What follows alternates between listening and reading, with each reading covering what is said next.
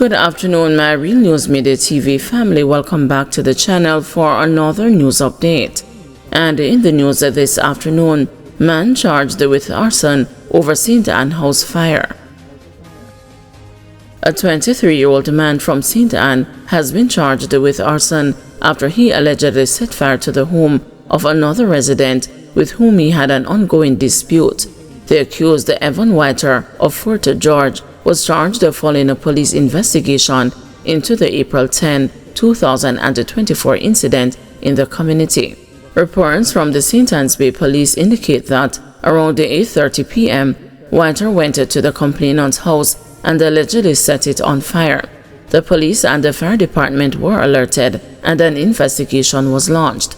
During the probe, it was reportedly determined that Whiter was responsible for starting the blaze. He was taken into custody and later charged following a question and answer session. Mechanic faces multiple charges after alleged abduction and robbery in Manchester. A 51-year-old mechanic accused of abducting a woman and threatening her with a knife in Mandeville, Manchester in February has been charged. He is Rohan Cross of Paradise Norwood, St. James. He has been charged with robbery with aggravation, abduction, and unlawful wounding. Cross reportedly approached the woman walking along Perth Road at about 1:40 a.m. on Sunday, February 22. He allegedly engaged her in conversation, after which she entered his vehicle and they drove off together.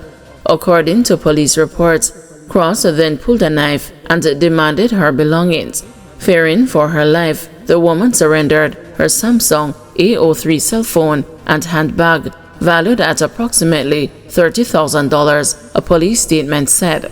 A report was later made to the police and an investigation was launched. Cross was arrested and subsequently placed on an identification parade where he was positively identified. Errol Anderson devastated after losing 2 daughters, 3 grandchildren in fiery U.S. collision. What began as a regular business day for Errol Anderson last Saturday morphed into a nightmare from which he has yet to be awakened. Anderson, who lives in Caymanas Estates in Portmore, St. Catherine, had just returned home from Kingston, where he operates a small merchant business, when he was met by a relative standing in the street outside his home. What came next shattered his world. He said to me, "Andrew, your baby them gone." And I asked him what he mean, my baby them gone. Anderson recalled in a broken voice. It was then he told me what had happened. It hit me like a bomb and I passed out in the middle of the road. The accident in Osceola, Florida in the United States claimed the lives of his 2 daughters, 28-year-old Andrea Anderson and 26-year-old Kirora Anderson, and his 3 grandchildren, ages 3 years, 10 months and 4 months. Another woman, a family friend whose relatives are the Andersons' neighbors, also died in the crash. My first and second generation gone. I will never come to understand why. I am so confused right now, he said on Wednesday, eyes brewing with tears. I can't eat. It was Tuesday night I got some rest since Saturday. I am completely broken. Anderson said his daughters migrated to the United States in 2013 to join their mother. He last saw Kirora last year but hadn't seen Andrea in 12 years. He often connected with his grandchildren via video calls. I would like to visit my wife and help with plans for my grandchildren burial, but I don't have a visa, he said. I'm hoping the government will assist. Florida Highway Patrol confirmed that the accident occurred around 3:45 p.m. on Saturday when the SUV the family was traveling in attempted to pass a line of vehicles and collided with a semi-truck. The SUV burst into flames, killing all 6 occupants on the scene. Prime Minister Andrew Holness visited Anderson on Wednesday and offered condolences, pledging government support. If there is anything the government can do to assist, I will be willing to offer help, Holness told him. A candlelight vigil held by neighbors on Tuesday night brought Anderson a measure of comfort. This was the first time I ate something, and I got a night's rest, he said quietly. God, why this have to happen to me? Financial institutions obliged to furnish info on MPs and other public servants. The Supreme Court has affirmed that Section 7(2) of the Integrity Commission Act imposes a legal obligation on individuals and entities to cooperate with the Integrity Commission by complying with its information request. In a written judgment released on Tuesday, Justice Chester Stamp stated that financial institutions are mandated to furnish upon request the information required by the Commission to verify the statutory declarations. The ruling was originally issued on January 17, 2024, with the court indicating that detailed reasons would follow. Justice Stamp acknowledged a significant delay in delivering those reasons due to what he described as an oversight on his part, and he offered an apology for the inconvenience caused. The court clarified that Section 7(2) of the Integrity Commission Act is intended to enhance the IC's ability to detect and expose corruption among public officials and parliamentarians, particularly where individuals appear to control assets or financial resources disproportionate to their official earnings. Stamp noted that the provision reinforces the Commission's mandate to promote integrity and accountability in public life. The judgment also addressed the Section 42(2) of the Act, which authorizes the Director of Information to seek additional information from declarants.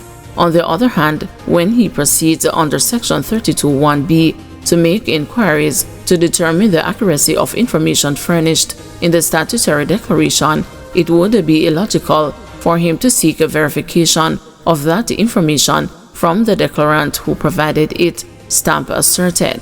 Instead, the natural course would be to seek a verification from independent sources such as financial institutions.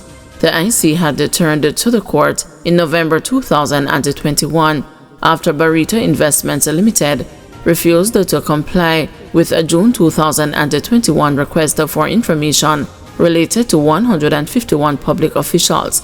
Barita's legal team argued that providing the requested data could violate the client's constitutional right to privacy, citing the case Robinson Julian versus the Attorney General of Jamaica. In that case, the court recognized the right to privacy as encompassing personal, informational, and decisional aspects. However, Justice Stamp distinguished the current case from Robinson's, noting that it did not involve the initial collection of personal financial data, but rather the verification of information already disclosed by public officials. He emphasized that public officers, by submitting statutory declarations, implicitly consent to the verification of their reported assets.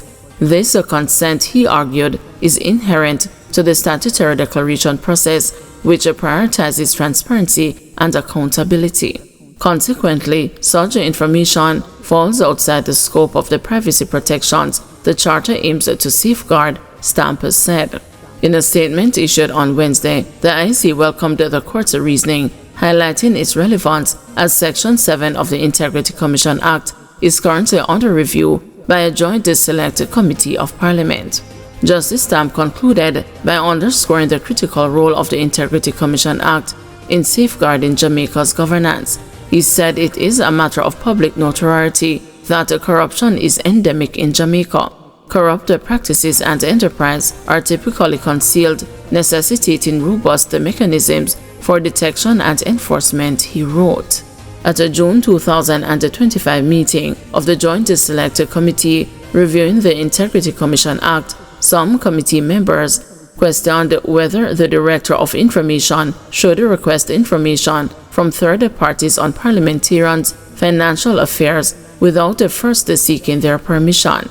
Before the IC asks a third party for information, they should request that information from the member, committee member, and the Justice Minister, Delroy Chuck asked the Solicitor General.